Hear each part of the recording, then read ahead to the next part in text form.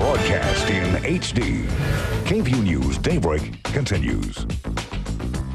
Think it's impossible to stay green while traveling cross country? Well, one man shows us it can be done. A live interview with green energy expert Brawdy is just ahead. He's hitting the road in a green RV, and he's got some environmentally friendly ideas to share. Joining us this morning is modern-day explorer and green energy expert Brawdy. Thank you so much for being with us, sir. Thank you for having me. My pleasure. Well, I know you're well known as an environmental pioneer, a great explorer, but tell us, how did you get involved in this? Well, I've always wanted to be able to explore our country. I've been blessed to travel as far away as China, but to be honest, Kuda, I haven't found places as cool anywhere else as I've been able to find right here in North America. Very cool. Now, you're actually involved in the Conservation Through Exploration Tour. Tell us exactly, what is this all about? And it's really, honestly, it's one of the reasons I'm so excited to be in Austin this weekend, is to meet folks that are as passionate about the environment as I am, but also to do it in a slightly different way, Quita, where people go,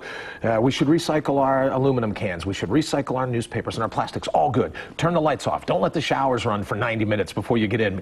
For me, in addition to all those things, it was encouraging people to get outside and explore, because if you savored an environment first, you'd be more likely to want to save it after the fact. That is definitely true. Thank you. Now, you are actually going across the country in a green RV. What is a green RV? I know, and I heard you tease. I got to tell you, I walked in what you're doing. I get a lot of bunk, if you will, from people going, it's an RV. How can it be green? Oh, please. I've heard McMansion. I've heard Frankenbus. I've heard that it's and there's a picture of it, right? It looks like a regular old RV. It is a regular old RV, if you will, in that it's a landscamper on the back of a truck. But you can see on the front faceplate, I have 3 solar panels there, 3 on the roof, which gives me 500 watts of solar power.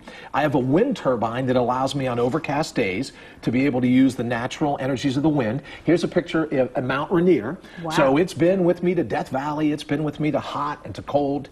And also, because we harvest the rainwater on board, I'm able to get all the water that I need for drinking and bathing, all from the rain. That is amazing. Thank you. Because a lot of people would think that just taking a regular RV cross-country would be very hard on the environment. Well, I hear that a lot, and I came across RVing and the concept of, there was a website, GoRVing.com, and they told me that 25% of RVs already use solar panels. And for the guys up this early in the morning listening, I'm just like one of them, like, well, you got one RV, you got 1 solar panel, I'm going to need 6, please.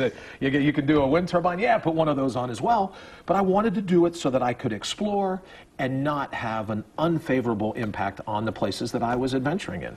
Now, you've actually brought along a few things, a few tips for people to remember when they're going out camping or RVing. I have, and you know, given the weather forecast, if you all had one of the warmest Julys, I should probably lead with this. This I use from a company called Catadine.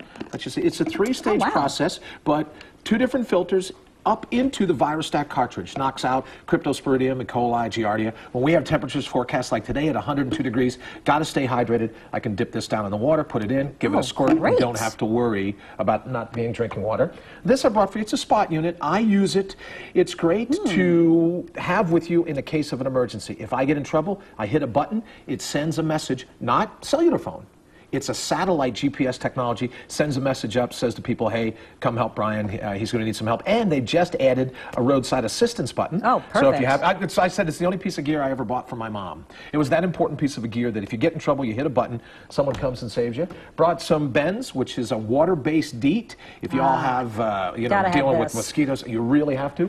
And then my favorite of all the pieces of gear that I wear, this is a Tilly hat. I was diagnosed with skin cancer a couple years back, so I have to protect myself pretty good. And with Tilly, they give me a hat that has that ultraviolet protection factor that allows me to pull that all off, even in temperatures of 102 degrees. Well, we love to hear that. Well, thank you, my friend. Brian, thank you. Great to see you. Great to have you with us. Thank you for being here. And don't forget, if you would like to get an up-close look at Brian's green RV, he will be available today from 10 to 2 at Princess Craft Campers and Trailers. That's located at 102 First Street in Pflugerville. So go check it out.